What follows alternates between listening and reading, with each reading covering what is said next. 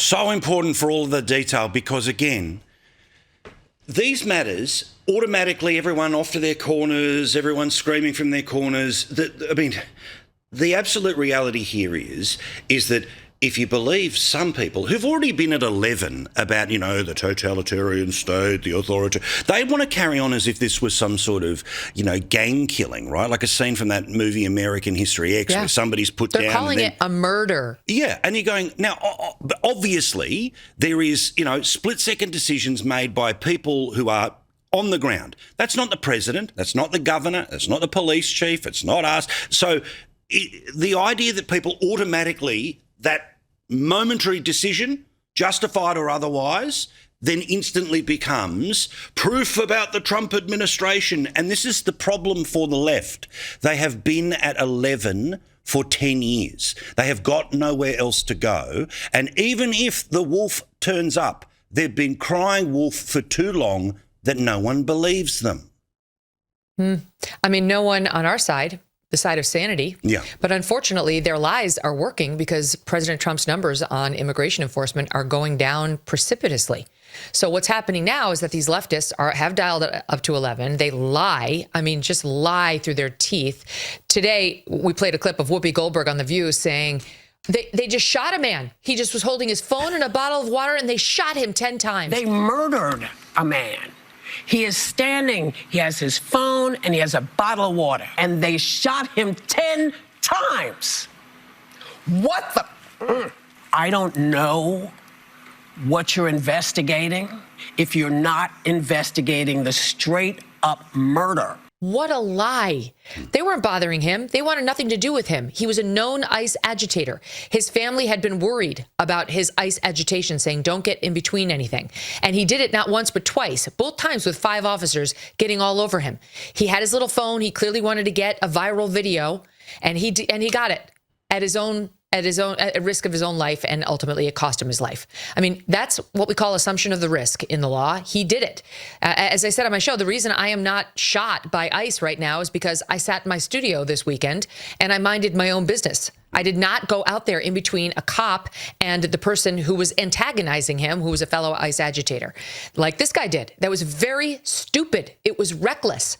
And look, these guys, they're like wannabe cops in a way. They hate law enforcement so much, but they want to be them. They have their little group on Signal where they coordinate where their target is. Oh, let's all get there. Let's tail them, get reinforcements. They harass them when they're trying to sleep at night. They encircle them when they're trying to conduct their operations. To arrest criminal child molesters, they get up into the face of ICE, they blow the whistles, which is really a form of torture, to just blow those whistles all day long. It's mind-numbing, and it's how are they supposed to know up from down when these whistles are constantly blowing in their ears?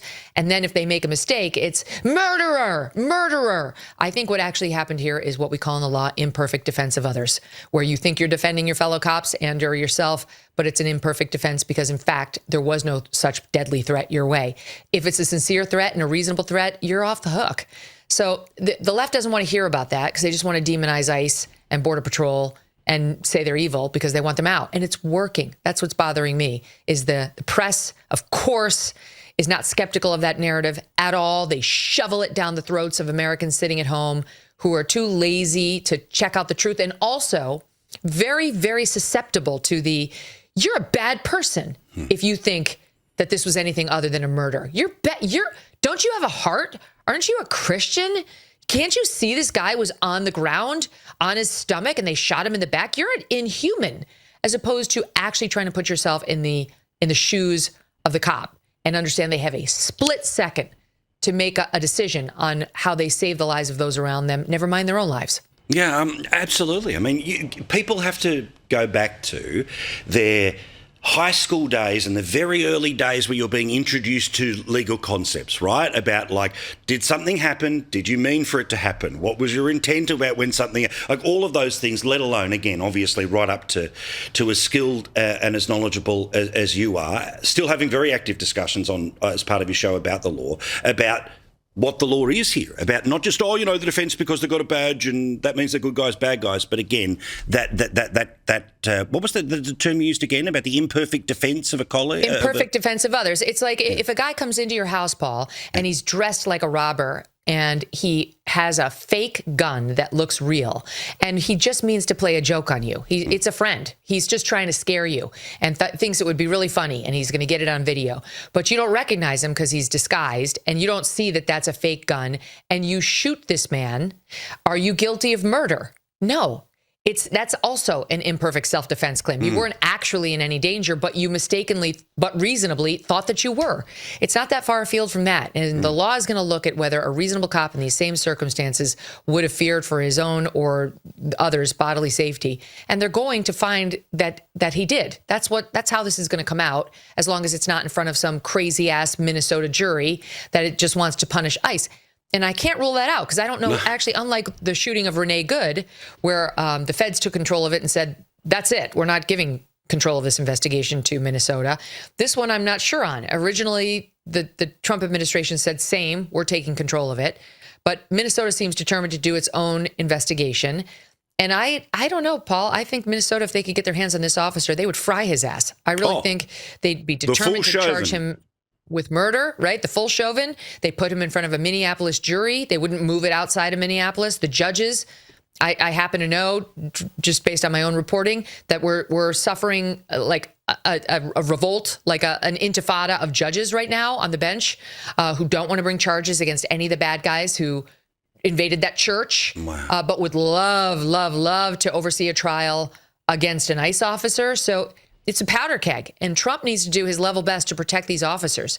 We're also worried because even if the feds do keep control of this for the next 3 years while Trump's president, when he leaves office, if a Democrat comes in, a Democrat could say, okay, we're not going to prosecute him. Minnesota, you go ahead.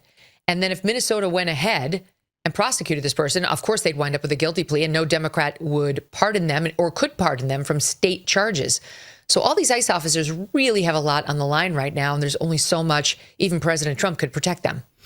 Forget the reports about her show. Watch her show. Megyn Kelly, she's on YouTube, SiriusXM, get the podcast, all the rest of it right. I'm telling you, it's compulsory stuff because there's a whole bunch of people who want to tell you very different versions of things. This lady will tell it to you straight, and we love her. Thank you for joining us each and every week, mate. Lovely to see you. We'll see you again next week. Love you right back. See you, gorgeous. That's fascinating. That the judges are going, no, I'm not even going to take these cases about the shitbags. And Paul, this is so unusual for judges to say, like, we're not even going to sign off on your arrest warrant. Like, they may say this is a shitty case, but like, it's such a low bar to get the arrest warrant. Like, that's what the criminal justice system is for, to let the charges play out. And if it's a shitty case, a defense lawyer will step in and move to dismiss the indictment. Like, there's a tool for that. Like, it's just a low bar to see if basically we have the just probable cause, like a bare minimum to say, okay, you get your arrest warrant. And there's not even a defense attorney in there to make an argument that it doesn't exist. So to have judge after judge after judge tell the Department of Justice that they can't bring the charges, not only against Don Lemon, which, by the way, he should absolutely be charged. 100. No, we're not immune from being charged 100. Just because we're journalists. If we invade a sacred space that we're not allowed to go with a mob, just saying, oh, well, we were covering it. Well, you're not allowed. No, you weren't. On my show the other day, I said, we went to the Vatican a couple of years ago as a family. There were parts we could see and there were parts we couldn't. Like, if the mob just burst into like the papal vestige room and like harassed the Pope, and I was like, oh, okay, I'm gonna videotape this and I'm gonna interview people. Would I be immune from charges? Hell no. No, I would not. The law applies to us, same as it applies to them. And in any event, it's not just Don Lemon. It's other protesters who were there scaring people, who weren't the ringleaders, who these judges are saying, no, we're not going to sign the warrant for their arrest. It's truly extraordinary. So poor, Pam Bondi and Harmeet Dillon, they have their hands full in trying to get justice for anybody in Minnesota.